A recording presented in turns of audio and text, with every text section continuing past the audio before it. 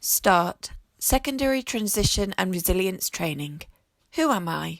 Part 2, How to Write a Monologue. So, you're interested in writing a monologue. This PowerPoint will take you through some tips and important things to think about when you're writing. A monologue is a speech delivered by a character, either in a play, a radio play, a film, or TV show. They are most common in theatre. Monologues are often used to express a character's thoughts aloud, either to themselves, sometimes to another character, or writers break what we call the fourth wall, which is the invisible wall between the audience and the world of the play or the film, so that the character is talking directly to us, directly to the audience. When creating a character for a monologue, it's important to make sure that your audience will be able to connect with that character. Think about whether they actually know the character, and if they don't, then how can you build in an introduction to them through the monologue itself? Since monologues are long speeches, you need to know you'll be able to capture and maintain your audience's attention throughout the speech. So try not to make it too long. I would say 2 to 5 minutes is a really good length to aim for, especially when writing your first ever monologue. It's also really important to remember that a monologue is not just a character telling a story. Your audience will probably switch off if your character is just talking about something that happened to them or to someone else, unless that story is helping the audience, the character, or another character to understand something about how your character is feeling about something they're dealing with right now. Whatever the character is dealing with or talking about, it must be something that is really important to them. Remember, the monologue is an action. It is another tool that your character is using to help them to make sense of something or to achieve something that they want or need in that moment, or in the whole story if this monologue is part of something much bigger.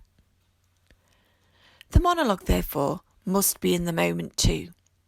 It must communicate something about the character's current situation, and it must have a certain intention.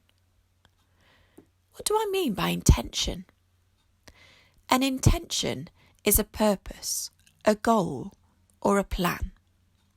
It's why the character is saying or doing what they are saying or doing in that moment. I say doing because dialogue is an action.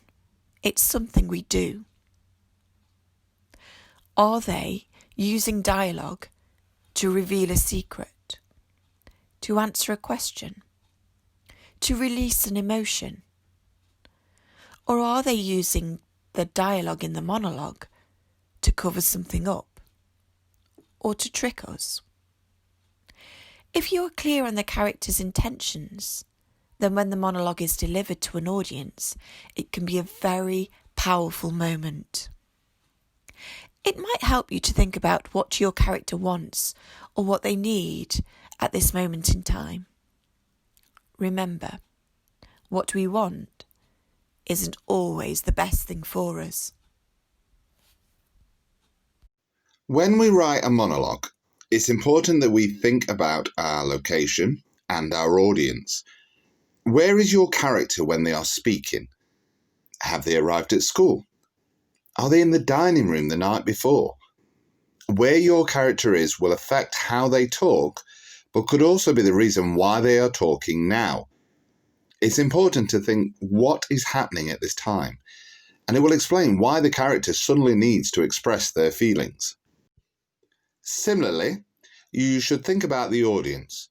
Now, that doesn't just mean who's watching the performance, but who is with your character when they're talking.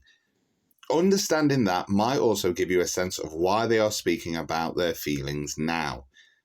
Is this someone that they trust the most? If it's just to the audience, then that's fine, because it helps the audience create a good connection with the character and it invites them into their world. We then need to think about language, action, and emotion. To help us avoid a monologue becoming a storytelling device, we should consider the language and actions we use to help it flow and allow the audience to see what we are trying to put across. We can do this by creating physical moments that connect with their emotions, such as allowing them to act out those moments that they're worried about, or even their hopes and desires. Your character could explore entering the school, putting on their uniform, meeting new friends, or even being bullied. The monologue doesn't have to include lots of physical action, though. It's okay to describe these moments and emotions, but it's important to remember that, if there is a lot of talking, your character should talk with descriptive and clear imagery to help the audience really see what your character is imagining.